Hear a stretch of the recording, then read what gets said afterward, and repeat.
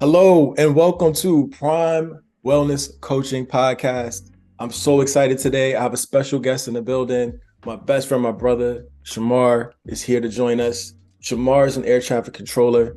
Shamar, before we get started, introduce yourself. I'll tell you the purpose of the podcast. So, I am a certified coach, and what that means is I try to help people get to their best self, right?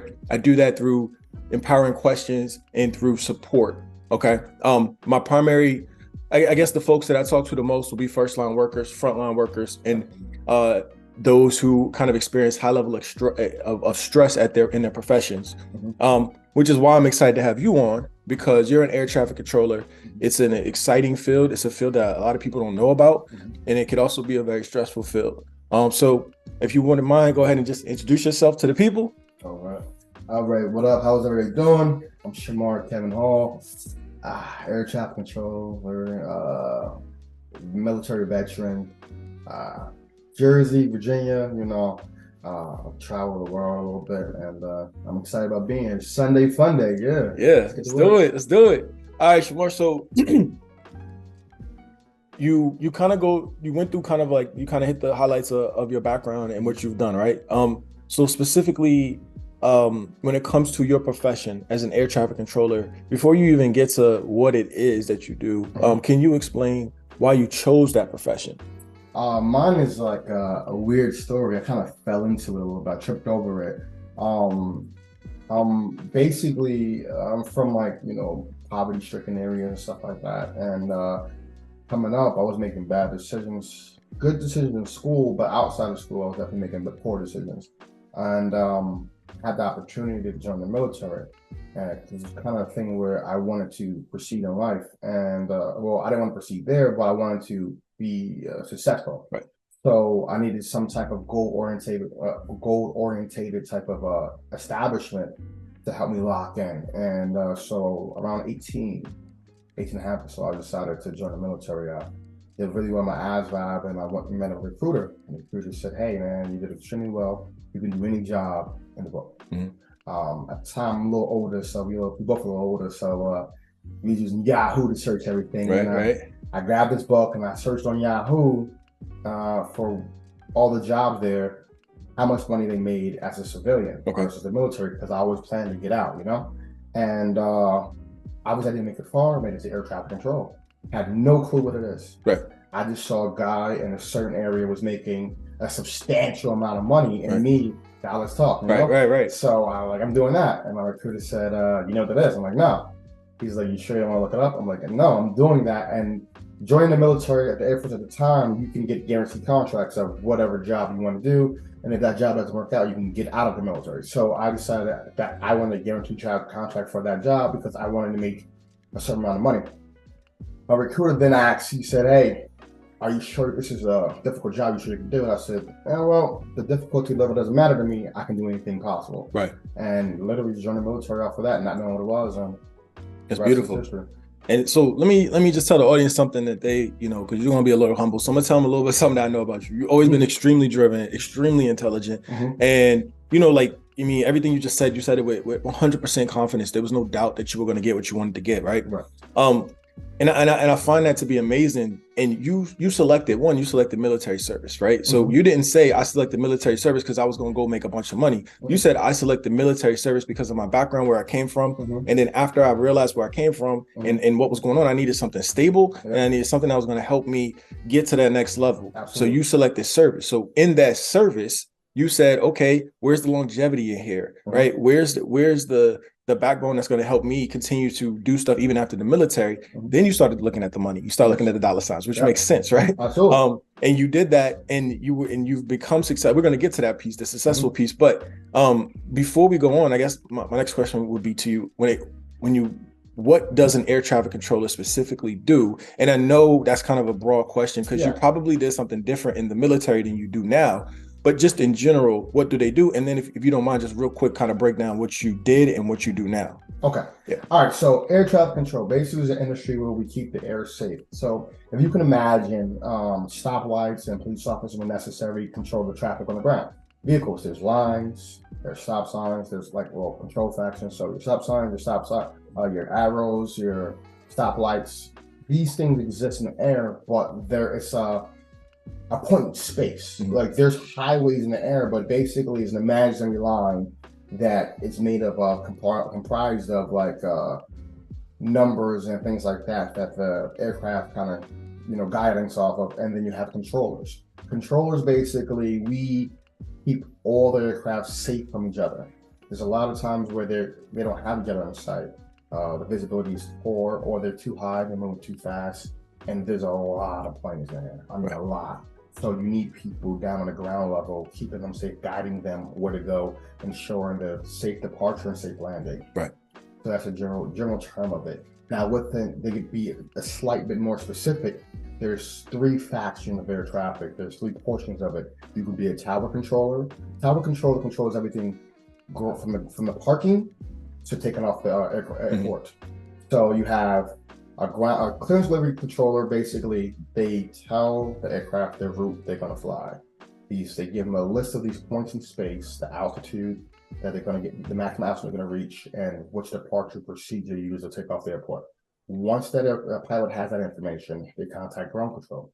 Ground control controls all the traffic on the ground. Mm-hmm. So he or she puts every aircraft in line ready for departure, and also line up everyone to go into the gates.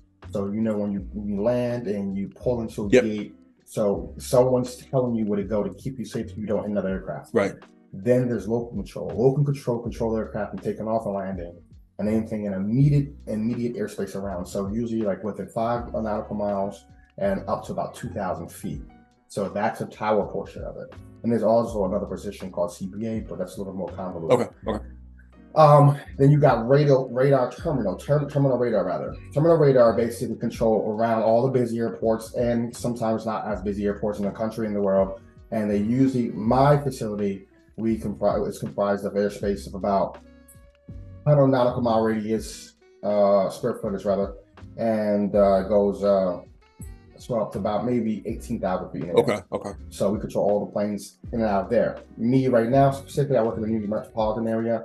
So this is the most congested, and it's just like the streets. It's the most congested area in the world, actually. Right. Because you have 3 major airports, 3 very busy major airports being Newark, LaGuardia, and Kennedy within a 20-mile radius. You don't have this anywhere else in the country. That's where I work now. Right. So we control all the aircraft from, like I said before, from ground, or from 2,000 feet to about 18,000 feet for like a 100 square mile radius. Wow. Right. Okay. Then you have center. Center controls all the guys way up high.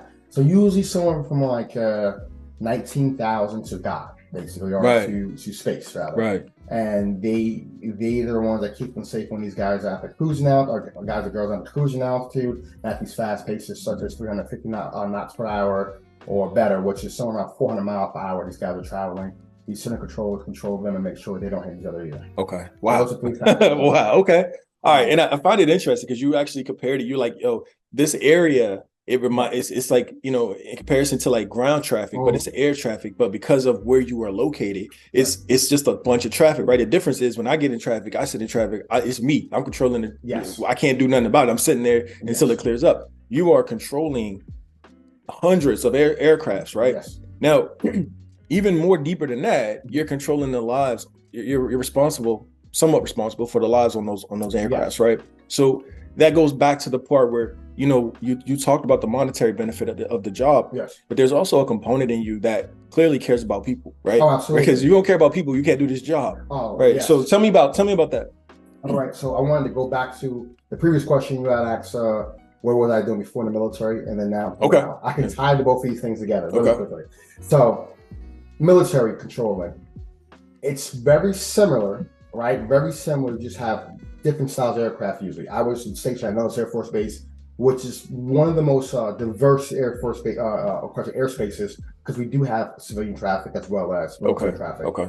But you move around these fighter jets, and they move a lot quicker, a lot sharper. So it's like, it'll be like it'll be like someone driving the Denali, right? Mm-hmm. Versus someone driving a Porsche 911. Okay. You get what I'm saying? So like we were controlling Porsche 911s, and now I control like Denalis or Yukons. It's bigger. Still can go fast, but it's not as swift. Okay. If that makes any sense. Yeah. The people component of it. I'll give you one quick story. One of my original trainers in the traffic, he says to me, he goes, "Hey, I want you to realize one thing before we start. There's people in the aircraft. There's someone's brother, father, husband, son, nephew, or sister, mother, so on and so forth on each of these planes. At least one. Most of the time, multiple. Once you get to the high airlines, hundreds of lives. This is very serious. Your job is to keep them safe and get them on the ground safely and up to their destination safely. Imagine your mother being on this flight. Imagine your brother being on this flight. You want to give them the care that you would give your own family. So for me, like, to tie together how I care about people, I'm from a family like a lot of people, and not everyone has the capacity to be extremely successful. Right. Everyone's intelligent, but not everyone has a common sense to maneuver, right? So you need someone to take care of them. I'll take care of my brother, I'll take care of my mother, and now I'll take care of people in the air as well. I treat them the same exact way. I care about people. I think people sometimes need to be safe for themselves, right, but also they just need the protection. Right. You know, they need to know that, hey, someone's here watching over us while we're in this dangerous situation. Flying a plane is very dangerous. Right. It could be very dangerous if it's not done properly. Right. So you need someone to consistently monitor, watch, someone to be held accountable what's happening. So it's us, the pilots, the mechanics, right, and this whole form. So like, saving the service of people, man, it's saying like I feel accomplished every day. Every matter of fact, every minute, every hour I'm working, and this amount of people got home safely. Right. It matters. I love it. I love it. And that goes, it's so much we could talk about that when it comes to, you said it matters to you, mm-hmm, and you care about the souls on board. Mm-hmm. And you also mentioned something else that I think is really cool, because it kind of compares to, if my last interview, I interviewed a nurse, and mm-hmm, and she said it's a team effort. It's the nurse, it's the doctor, it's the patient, it's the Absolutely. Patient's family. Absolutely. It is a community of people that come together to make sure that the right things get done. Mm-hmm. And in your case, it's the pilot, it's the folks on the ground, it's the mechanics, mm-hmm, it's the engineers. Like, mm-hmm, there's a team of people that make sure that just that 1, 2, 3, 4 100 people on board or whatever are safe. And I think that's amazing. Are we gonna lighten it up a little bit and just tell me what's your favorite airplane movie? It don't have to be realistic. You can just something that when you watch it, you're like, that's stupid, or that you be like, oh, actually, that's pretty accurate. I'll tell you, in my career field, there's one movie that everyone's seen. Okay, and it's cheesy. It doesn't even depict their traffic specific correct, right? But it was based out of the area where I work at. Okay, and it has some big stars in it, so we all love it, and it's really old. Called Pushing 10. Okay. Yeah. So, some of the stuff is definitely not correct, but it was fun that I know people that they based the movie off of. Oh, wow. I know the area they based the movie off of. I'm from the area where they filmed this movie at. Yeah. And I know some of the controllers that talked directly to the production company and gave them the guidance, and they contracted for it to help them make the movie. So Pushing 10 is one of my favorite movies when it comes to my career field. That's amazing. Okay, cool. All right. What skills and personality traits do you think are important for an air traffic controller to possess? All right, so this is where my wife likes to call the cockiness me come out. So you have to be confident, extremely confident, right? Because decisions you make, split-second decision, they have to be right. Right. And if they aren't, you have to know how to correct it as fast as possible and as efficient as possible to ensure the safe landing of this aircraft. You got to think about it. Even in the terminal area, these aircraft are traveling anywhere between 190 miles per hour to about 400 to 500 miles per hour. Right. And that's insanity. When something goes wrong, there's no time to waste. Everything is like us. Seconds matter. Right. Like in air traffic, seconds matter. Like I can turn an aircraft and know that I need to turn that aircraft again within 5 seconds. I'll say, hey, I'm American 1150, turn right heading 090, which is basically eastbound heading. I know I have to put them back on a northbound heading to be able to land within seconds. And then I'll do 3 different things within that 5 seconds and come right back to the aircraft. Turn left heading 360. Jeez. Like, and this is just to correct an issue that was there. Maybe the speed was too fast, maybe it was too high. Right. Anything can happen. So seconds matter. You have to have the confidence, 1. 2, you have to be what did Bruce Lee say? You have to move like water. Right. You have to be fluid with it. You have to know how to change. Nothing can be rigid. This is not geometry in the sense of exact. This is more if you took geometry and if you took like Einstein and mixed them with Mozart, right? Right. This is musician versus mathematics. Even though music is kind of mathematics as well, but you have to be able to maneuver with it. Yeah. You have to flow with it and be intelligent. So you have to have that ability. And then memorization. Okay. You have to be able to intake information rapidly and remember what it is. And so to sum it up in simple words, you have to be confident, you have to be maneuverable, right, and just okay. You gotta know what you want. I love it. I love it. So just like I said, knowing you, man, you've had, because my next question is going to be, what's your longest day? And before you answer that, I just want to explain to the audience who don't know you, you've had a lot of long days in your life. I know for a fact you have. I know for a fact where you come from. I know for a fact where you've been, what you've been through. And that's one, you know, why as a brother, as a friend, like I'm so proud of you, because you overcame so much, right? And so when I ask you this question, when you know, in respect to work, you might be like, well, you know, compared to when I was doing this and having this and this was, you know, it's not a long day. You were overseas, right? You were in war zones before, so you've had long days. What was your longest day as an air traffic controller, and why? Okay, my longest day, it always go back to like kind of the most gruesome thing I've ever experienced when it comes to air traffic. That was the longest day, because you imagine, like I watched the last podcast and Sherelle said something like, in these long days, seconds turn to minutes, minutes turn to hours, hours turn to days, so on and so forth, right? And that longest day for me, I was a controller in the Air Force, and the aircraft was experiencing some smoking cockpit coming in, and which is not very common, but it happens. And so the pilot decided to eject. It was a fighter pilot, decided to eject. Just about, I think, 3/4 of a mile from the airport, actually. So it was really close. When he ejects, the aircraft immediately crashed into the ground. What we call a fireball, blew up. Well, if you know anything about fire, when the fire ignites, it pulls all the oxygen from the air. Yeah. So he's in his parachute, thinking like, okay, I'm safely away. When the fire pulled out oxygen, it pulled the parachute toward the fire, and the guy actually passed away in the flames. And that moment itself was like that was nothing that none of us can do. It was mechanics, and it wasn't on the mechanics. It was just something that happens. Things break. Sometimes your car, you know, they'll break it. It's not a mechanic's fault that it broke necessarily. Just it's a engine. It's a machine, right? And it was no fault of no one, but this person passed away just due to circumstances.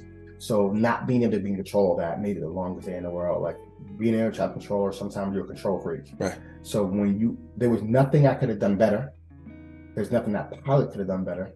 There's nothing the mechanics or engineers could have done better to make that situation happen. Right. And that made it the longest day. Wow. It's interesting that you say like there's not, you know, you kind of went through it like there's nothing I could have done better, right? And I think oftentimes, particularly in these service positions, when we get into a situation and something goes wrong, even if it's no fault of our own, zero connection to us as far as anything we could have done, because we care so much, because we are actually, you know, the type of people that we are to even get in these positions in the first place. The first thing we think is like, what could I have done? What, you know, and we stay up all night thinking about what could I have done better? You know, is there something that I could have said or done or whatever? And then, you know, in some of these situations, there really isn't. And like you said, you're a control freak, right? So you don't have the control over even the things that could go, the things that you could turn right, you can't turn right because you didn't have the control, right? Absolutely. And I know that's got to be frustrating. So with that being said, then I guess I'll get right to my next question, which is, what's the most challenging thing about being an air traffic controller? Training. Okay. Training. I have it immediately here. Training. As a controller, any location you go to, any location you go to, you have to retrain, because every airspace is different. Every style of controller is different when it comes to that specific airspace. We in every place have isms. We call them isms, like in the sense of this. There's specific things you do and how you say certain things in this area of the country, in this airport, because this is how the pilots respond to it here. This is how it's done here. And training program in air traffic, like on average, I gotta say between all factions, probably 2 to 3 years. So anytime you transfer to a new facility, you can expect to be in training between 2 to 3 years usually. So if you're quick, you might can do it a year and a half if you're experienced. But more likely than not, sometimes about 2 years. And being in a controller and wanting to maneuver and wanting to raise the ranks and wanting to have different experiences, you tend to move to different facilities. And when you move to facilities, you can expect 2 to 3 years of training. Wow. And I mean, training, it seems like it's a young man's game a little bit, or a young woman's game a little bit. And it sets because imagine going to the NBA at 36. Yeah. This seems impossible. Right. So it's the same thing. Like imagine training new stuff everywhere at 37. Like myself, I'm back in training at my new facility, and I'm in the midst of it, and it's most difficult. That makes long days. There's a lot of information to take, and they expect you to take it in a tremendous amount of speed. And then there's so much to learn. You go from knowing everything about this airport and what's happening and being an expert to being a novice. That quick. Okay. And that makes that to be the most stressful part of air traffic, and it's a lot. Okay. All right. What's the biggest misconception about being an air traffic controller? That we hold these rides and stand in the airport and tell a pilot to go this thing. Let me tell you what's funny about that. So I told a few people, I was like, I'm gonna have my brother on the show. I said, and he's an air traffic controller. And I was like, what does that mean to you? And they were like, oh, he got the yellow cones and he's going like that. And I'm like it's so like, I'm sure that's a job. And that's a respectable job. Absolutely. And whoever does that, it means something. And they're keeping folks safe. Yes. But there's a broader sense to this, right? Yeah. But just like with anything, right? There's I had Sherelle on the show. She's a nurse. She's like, there's a LPN, and there's a registered nurse, and then there's there's not just one type of nurse, right? Right. You got police officers. You got your line worker, your line police officer. Yep. You got the SWAT guy, the bomb squad guy. Yes. You got so every job has its title, but then it breaks off to different things. Exactly. So I could definitely see how that could be the biggest misconception. Yes. But and again, there's no shade at those guys, but not at all. But the amount of training that you put into something, it's definitely different than probably what those folks do, right? Absolutely. And the amount of, like you said, just you went through kind of the training regiment, you went through some of the intricacies of what the expectations are, what it takes to be an air traffic controller, the memorization piece of it. That is something that people should really be aware of, because we'll get down there to other questions, but maybe somebody wants to do this as a career one day. Please. We need controllers. Right. We're definitely in the shortage of this in this career field. Right. Well, so let me ask you this. So you came up, and I mentioned it before. You grew up in some pretty rough circumstances. You did a wonderful job as a man and as a brother and as a son. Taking care of your family and making sure they were in the best position as possible at all times. And even as a friend to friends, you've been that guy, right? Yep. So you've had these experiences. You went to the military, you come out of the military, and then you get into this profession that you've been doing for how long? Oh, wow. 18 years, I believe. 18 years, right? Yeah. So 18 years you've been in this profession. How do you apply some of the life lessons that you've learned along the way to the profession? Oh, wow. It's pretty simple, man. So you got to think about it. Like every profession is people, right? You have to, in the job we do, it's like playing for a team. It's a team effort in that facility with controllers, because the guy you work next to, the guy, girl you work next to, are the people that you're handing that plane off to. They're setting you up for the next move, and you're setting them up for the next move. So now let's take it to basketball, right? You have a point guard. A point guard going to throw an assist to a shooting guard. A shooting guard going to shoot the ball. And then you also have that big man that might get the rebound, right? Same thing in air traffic. You have a feeder controller who feed the plane to the final controller, who feeds it to the tower, who feeds it, so on and so forth. So it's a team effort. I learned that playing sports. I learned that having a big family. I learned that having great friends, that everything's about team, right? Family. Like we treat each other like family. And that's how I do my career for this as well. So that's how I took that life lesson and applied it to that and applied it to my profession. That's a beautiful answer. It's a beautiful answer, and it's so true.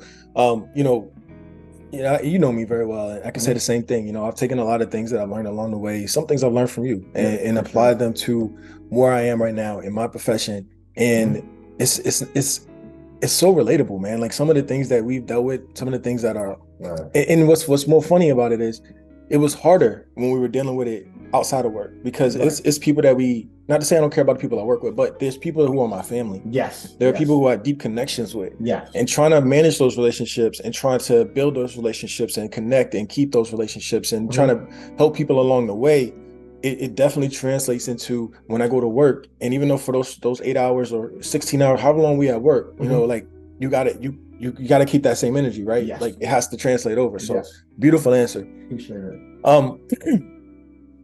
Oftentimes when I coach, I talk about energy, and I think energy is overlooked sometimes, but it's so important. The levels of energy that we bring to anything. You, much like my last interviewee, Sherelle, have a ton of energy. You bring energy everywhere you go. Absolutely. You are the life of the party. You are the party wherever you go. Absolutely. And it's so amazing to me when I have guests on and I talk about this, because I think about the job that you have to do. And you just mentioned all those things you had to do. But you can do all those things. You can get off of work and have the same energy for your children. Absolutely. Same energy for your wife. Same energy for your friends. Go in the studio and drop some music. Oh, absolutely. You know, and then leave the studio after dropping some music, call me and talk to me for a couple hours like, yo, and we don't live in the same state. You know what I mean? Like, absolutely. How, I don't know if you can answer this. How do you maintain that level of energy? To maintain it, man. Oh, man. The better question is where I get it from. Okay, where you get it from?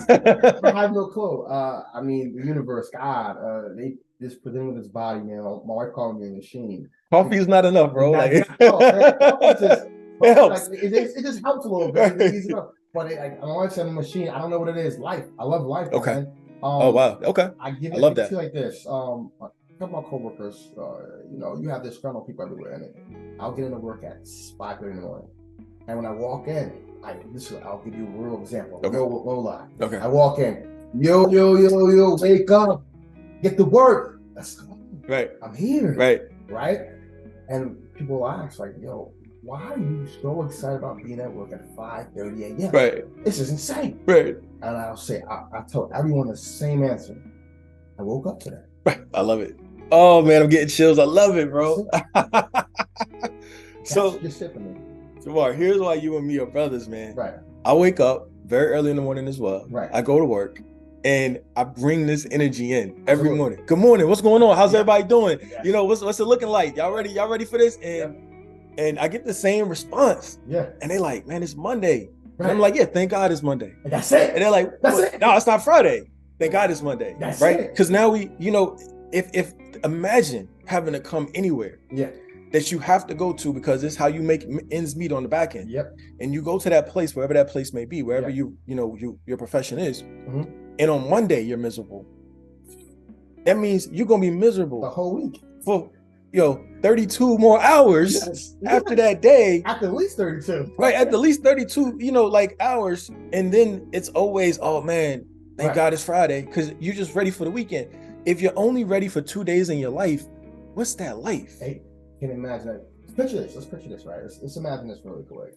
If you are miserable in what you're doing for 8 hours a day, for 40 hours a week, right? At the least, right? At the minimum.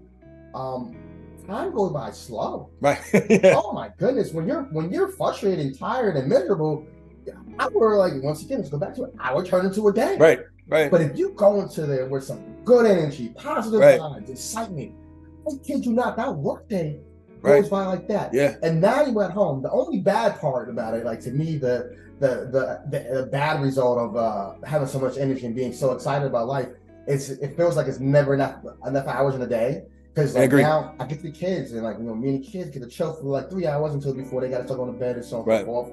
Those 3 hours go by like a blip because it's all exciting. Right. And I call you, we talk on the phone. We look at our watches like, oh man, talking for 2 hours. I missed the workout. I missed my show, the game. Right. It's not enough hours in a day, but that conversation was very valuable. I needed every bit of it. Right. But you're like, dang, so the energy, the positive energy, it just makes things better because your days go by faster. You enjoy every moment of it. You actually go to bed wanting more. Right. That's why you're happy you woke up. Right. Because like that pause and sleeping, it's almost like you wish you didn't have to sleep. Right. Like, you know what I mean? Right. So it's good. Right. It's good. And that's what a way to live life. What a way to live life Absolutely. where you are so excited that you don't even have enough time in the day. There's no, when I asked you what your longest day, it was a tragedy that happened. Yes. But for the most part, tragedies aren't happening to us every single day, right? Even in the service professions that we're in, even in support professions that we're in, they're not every day. And if they are every day, maybe you work in a hospital, where things are going wrong every day. Maybe you work in a city where things are going wrong every single day. You see a tragedy, because it'd be a tragedy if I see somebody who's strung out on drugs, or somebody who's going through some type of mental, crisis every day. That's a tragedy. But at the level that you are on, you are supported, and you are well trained enough to not want to say deal with it, but to tackle those issues, right? Absolutely. So same thing with us. We chose the professions that we're in. Nobody forced me to be a police officer. Nobody forced me to be an air traffic controller. So I understand what comes with the job. So I understand where there's going to be hiccups already. So those hiccups aren't really hiccups anymore. They're just part of what happens at work. They're part of the job, and everything else is glory. Everything else I love. I love the people that I work with. I love the energy that I can bring, even if they don't have it. Man, maybe sometimes what I find is I walk into a room and I bring the energy to a dead room, and by the time I leave that room, the energy is live, and I'm gone, and the room is still live. Yes, that's amazing, because that's an impact. And so that's something that everyone I've ever had on the podcast has always done really well. Is to bring that energy, maintain that energy. And I hope somebody takes a lesson from what you just said, and they apply it and make it applicable. And I know it's hard, right? Because I know some people are like, man, you don't know where I work. Like, I work, maybe we're going out of the service professions, or we are in the service profession. They're like, I make $32,000 a year, and things are bad, and I'm working this, and I'm doing a bunch of overtime just to make ends meet. And what I will tell you is,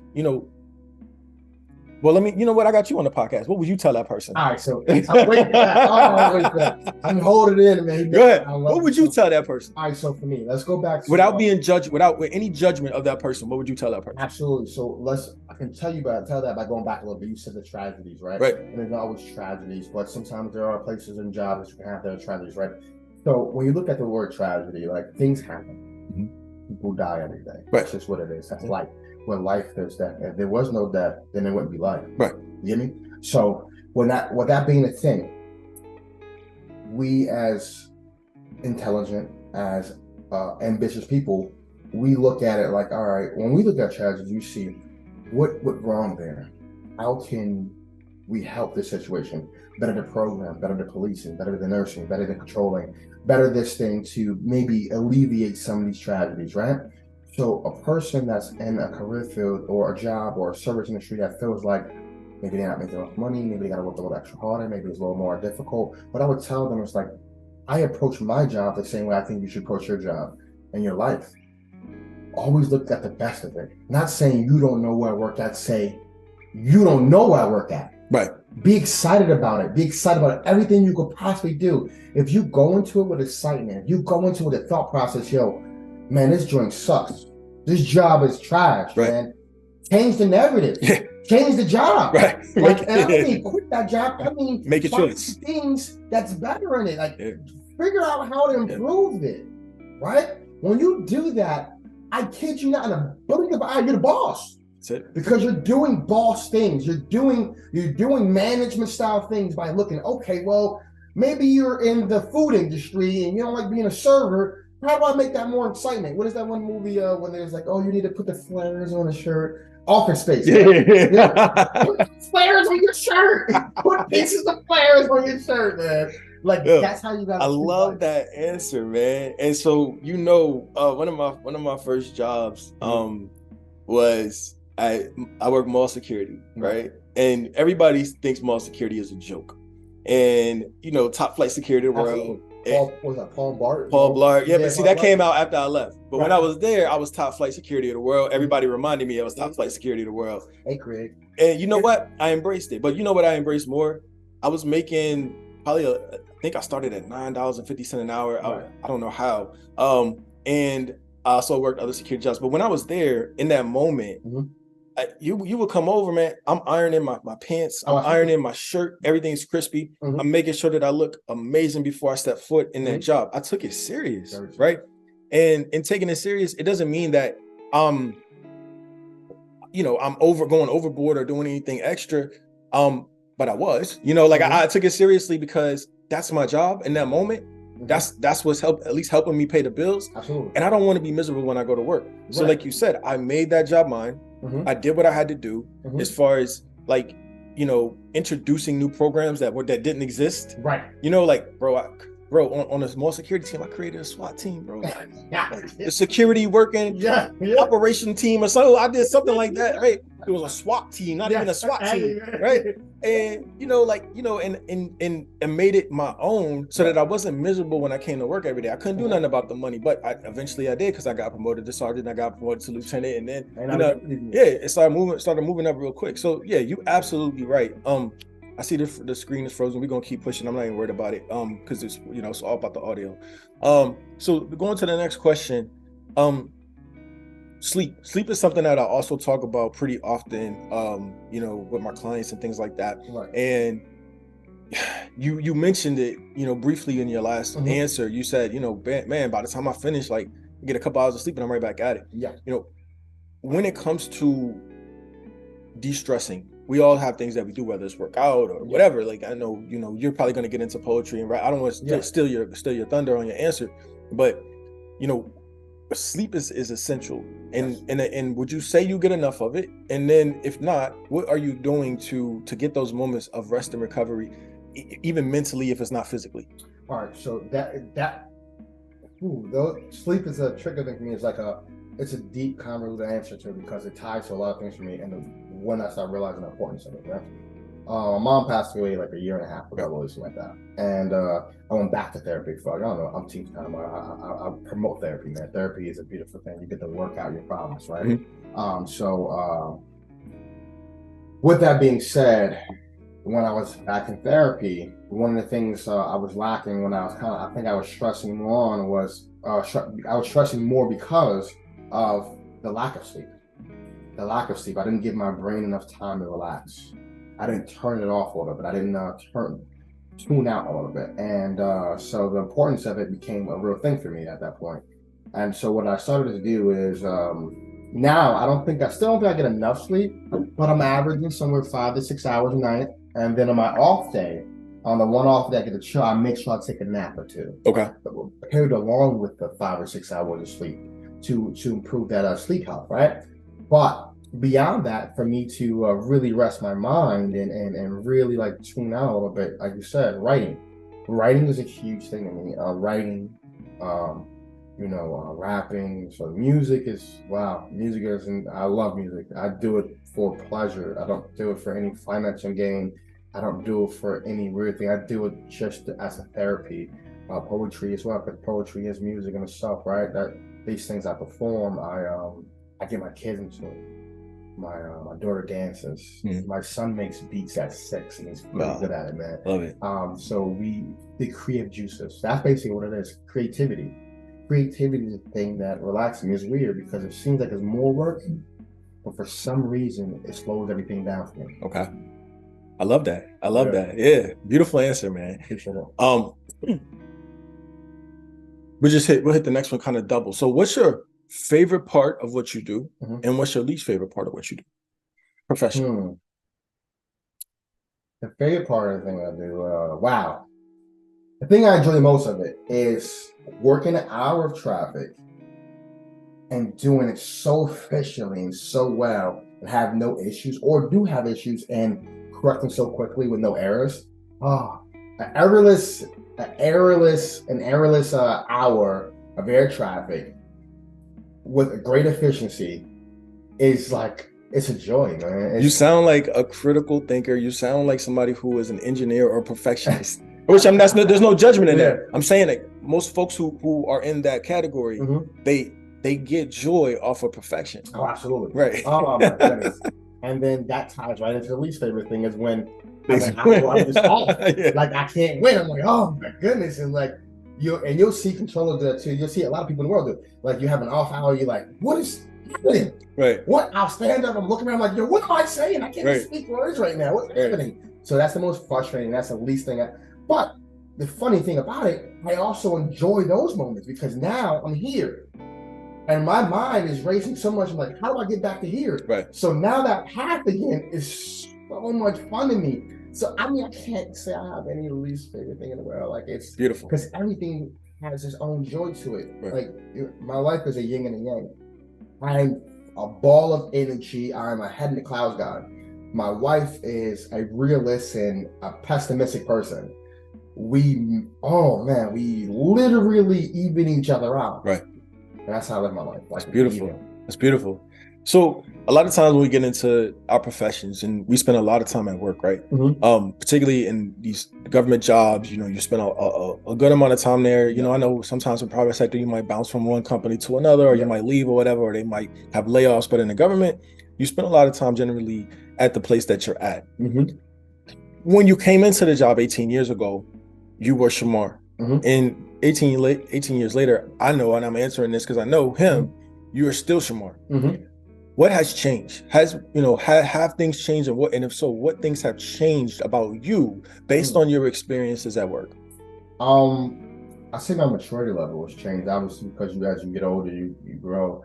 But I look at life in a different perspective of time. When I was young and entering the career field, I was aggressive and I had no patience. I wanted to get to it. And this is the biggest change I think I experienced. Like now I'm 37 and doing this job so long and realizing patience is the magical word of the day. Like in my job, everything moves so fast. But if you're patient and you relax and you do things in a good timing, you become so perfect at it. It's like I said, go back to the Bruce Lee theory that like water, you're able to judge your moves a little better. And that's still applicable in my day-to-day life at home, outside the job. The patience, understanding, waiting, giving everything a moment to marinate. That's beautiful that you can say that. And that's something that I struggle with still, right? Patience to me is very difficult to obtain because I work in the government and it's a bureaucracy.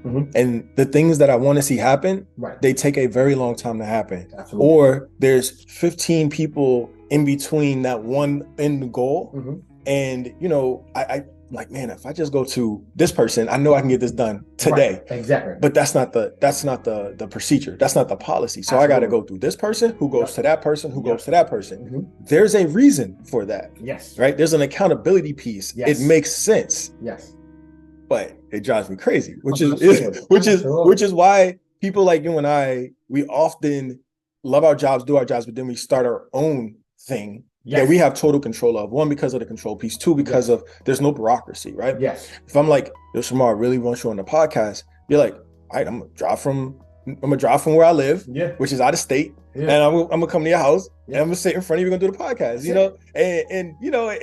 and that's love, but that doesn't even happen in the same state, in the same building, in the same office sometimes. Yes. And it drives me crazy. So dude, I know the feeling because when you're in certain industries, especially with the government, you move up, right? Right. And you have better plans. You see a lack of efficiency in things. And you're like, man, I want to change this so much. Like you said, if I go directly to this person to change, well, yes, there's a procedure. Procedure because accountability, legality. Right. Legal. Tied up everything. Right. And I get the point. I get the reason. It's for a reason. Right. Man, you're like, because you always want to say to people like, stop suing each other. I wouldn't have to do this. But that's not the case here. I'm serious. I'm so serious. Right. But and I get you. Sometimes it's hard to have that patience when you want to see major changes. But man, like if you can think about it, this our generation is a weird one, millennials, right? And it's weird because we have the old and the new within us, which happens to every generation, right? But I think we're squeezed between two extremes. The older generation is more of a, like we just discussed this recently, more I stay in my lane. The newer generation is more of a I'm going on opposite one way direction. Opposite way of traffic. And we got a lane, but slide to the left lane and right lane. Like, I'm gonna go around you sometimes. Yes, I can be efficient, right? So we're squeezed between two extremes, which makes us impatient because we're like, man, we gotta fix this now because we don't. These kids are gonna go crazy. 100%. But at the same time, the olders in us say, if you fix it too fast, you're gonna literally push out that experienced veteran. That's right. Because older people, they don't want to be stuck there like in everything change. Right. You can't change the entire thing at one time. So I know it's hard. It's like a yo-yo. It's hard to do this. Like, I want it to happen, but I understand why I can't do it so fast. So I get your point. I get your point of being hard. But you're right, though. I mean, and we talked about this even yesterday. Yeah. Those lanes, right? So so I'll just kind of recap real quick what he said, because it was awesome. Like, there's the generation behind us that are, the younger 20-year-olds who are just getting into the workforce, and they are going opposite of traffic. They're going straight toward, and there's something to be said about that. It's good, but it also has its downfalls as well, right? And then there's the folks that we kind of looked up to, the leaders that we looked up to, who are in place and have been in place for a while, and they stay in that lane. It could be a car behind them flashing the high beams, like, yo, I need you to move over. I gotta go. Yeah. And they're like, you know what? I've been in this lane. Yeah. I've never been in a wreck in this lane. I don't get in traffic when I'm in this lane, and I'm not moving out of this lane. Absolutely. And that's okay, right? But there's also some downfalls to that, right? Because sometimes the progression stops, and innovative, change and things like that, they're on hold. Yeah. And then there's kind of us in the middle, around 30, 40 years old, where we're like, man, I don't want to pass you because I know what you bring to the table, right? But I do got to get over there. Like, I got to get off at this exit, and then I'm gonna merge back over, right? And then you get off and you come back, and then you looking over in the opposite lane, like, who is driving in the opposite lane of traffic, right? like, what are you doing, man? Yeah. But sometimes they make it a little bit of further than you do, right? Absolutely. So I think, and think about this too. Them driving in that lane is why they are able to make so much money off of social media and do things that we didn't even think about, right? Oh, listen, right. No, go ahead. It's your interview, bro. we're really brothers, and people don't know that. Right. We do this all day. We do this all day. I tell you what, the younger group, I love their aggression. I love the way they're aggressive about what they're doing. I love it. It's amazing. They've changed the narrative, and obviously as millennials, we have set the table for them to do so, and they took it and ran with them, and we really handed the ball off to them, and I took off like Speed Racer, right? Amazing. I love it, but you can't forget the intricacies of like including, like, you can't be in a place where you're just pushing for your genre. I don't want to compare to music because I don't want to offend anyone, so I want to compare it to music, right? Yeah. You can't just only push for your genre. You have to try to push for everyone, and you have to try to be as inclusive as you can without just depleting everyone else's thought process and theory. Because not everything is wrong that was done before. It's just that they be spruced up. Right. Like, when you buy an older house, sometimes the floors under the carpet are beautiful wood. They just got to be sanded down and restained. The foundation is there. That's it. And that's so key. And I hope, younger folks listen to the podcast will take that in consideration. It's like, we appreciate it. We love the ambition. Absolutely. But while you're in that lane, just keep in mind, man, you could be reckless in that lane sometimes. Yes. And there's people who have been around who deserve respect, who are staying in that lane, and they're moving out that lane for a reason, because they've seen it over a long period of time done correctly, and they're going to continue to do it that way. Absolutely. So I get off that analogy and just say, another beautiful answer, and I appreciate it. Last thing for you, brother. Like, when it comes to, just for the audience sake, like, I know a lot of folks, they want to hear something cool, like a cool story. Can you share a cool story, something that's on a positive note? We're going to end on a positive note because we talked about good energy. That you've experienced in your profession, either military or where you currently are. Oh, man, I got a few of those. I got a bunch of those. Like, I know the controller controlled Sully in the Hudson River. Oh, you know? Yeah, I know the controller. That's one of my good friends. He controlled that aircraft out of LaGuardia. I know him. I know that story very well. I wasn't there during that one, but I had one when I was there. One of my old friends, this guy, another controller in the military with me. We're working a position, and what we like to call puddle jumpers, which that's maybe kind of offensive, but small planes. It's smaller planes, right? So turboprop planes, or not even turboprop planes that have propeller, right? I think it was a twin Cessna, it was called. The aircraft was experiencing difficulties electrically, right? And called in and said, "Hey, I'm having electrical issues. I can't make it to any airport."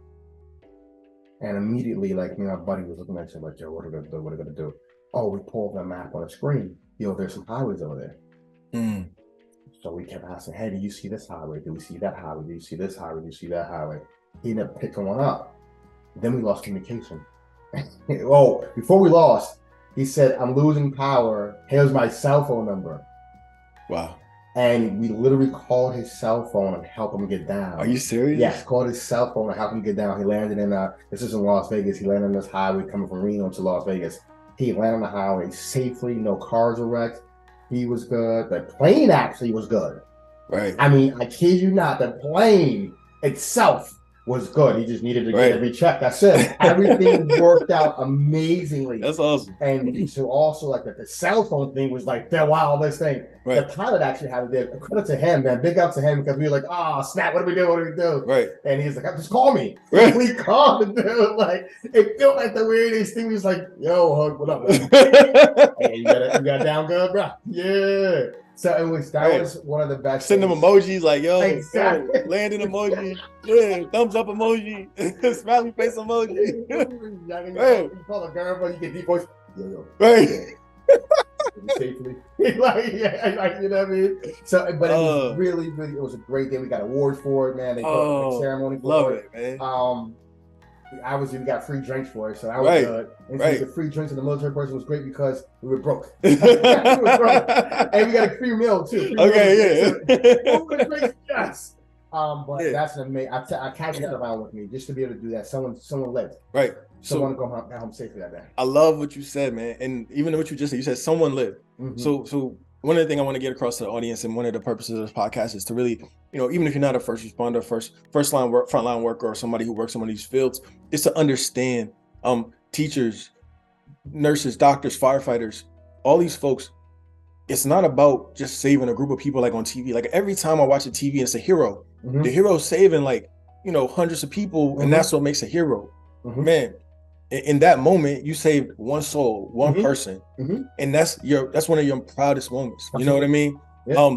And you would have gave that same energy if it was 300 people, or if it was 100 or one person, and you did. Mm-hmm. And I want people to understand that's the same energy that most folks who have these positions and get into these jobs, they care about that one person. Absolutely. And if it's more than one, they care about that too. But that's kind of the energy that we bring to it. So lovely way to end it, man. Like before we sign off, I just want to ask you, is there anything that you want to say to the audience, an inspiring air traffic controller out there, or just in general that you want to end this off with? All right, bet. So I got a few things. First, I want to do this. And I want to make sure you get your flowers as well. You don't got to do that, bro.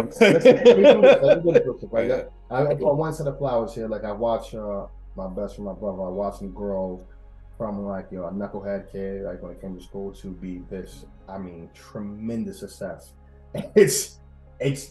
I'm not a crying dude, but sometimes he tell me what he's done and he'll say, hey, I made it here. I get off the phone and I gotta drop a tear because it's like, yo, you're impractical, bro. Not impossible because you're here, but you're impractical. There's no way that I saw the amount of success you have and the success that's coming being so great and so quick. What? I appreciate it, man. What? You only turning a certain age in your 30s soon, and then what? How? You see, I said a lot. How? Swear. But anyway, the short of that, to aspiring air traffic controllers, please, for any of the kids, please look into this career field. If this could be inspiration to you, it's very lucrative. It's a steady job. It's great benefits. And very lucrative. You will be in a different tier of things. And that's the money part. It's the profession part.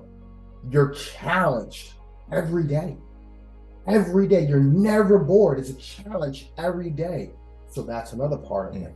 And then on top of that, you can move to places like you never thought of moving and living. Like you can get new experience. You'll meet people from every walk of life.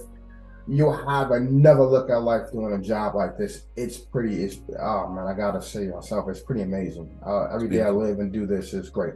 So, I'm not gonna let you off the hook before I say something. Because I'm passing the flowers back. Mm-hmm. So I appreciate it. But I've known you since we were like 13, 14, 12. For a very, very long time, right? Yeah. And since I've known you, man, the growth, you've never been So it's hard, right? Because I'm not gonna sit here and tell you like, oh man, you changed so much and you came up. Right. You've always been that guy.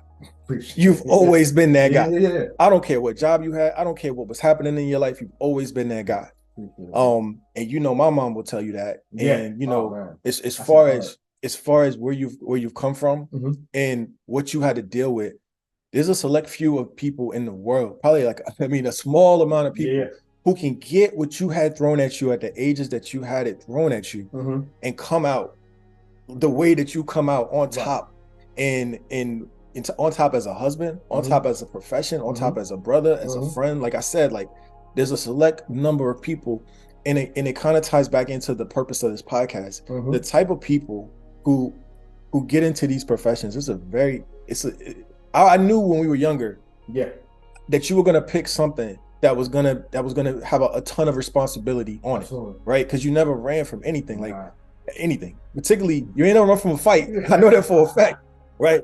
Because I was calling you like, you know. So I'm proud of you, man. I love you, man. You are inspiration to many. I hope that the folks that hear this podcast, I hope they really you know, listen to some of the words that this man has said on here and take them to heart, because there's so much that can come out of it if you really play it and play it back. You know what I mean? And you're gonna hear a lot of gems actually that he dropped today, and some knowledge that he dropped today. And yeah, man, I just definitely appreciate you, and thank you for taking the time to spend it on the podcast with me. Anytime and every time, baby. Yes. So Sunday. All right, bro, we're gonna sign off now. You can find me at primewellnesscoaching.com. On my Instagram handle, Prime Wellness Coaching. This is going to be on YouTube as well as on Spotify and Apple Podcasts. So check it out there. Share it, like it, subscribe. All the stuff that everybody tells you to do that for me. I definitely appreciate the support. All right, have a good one.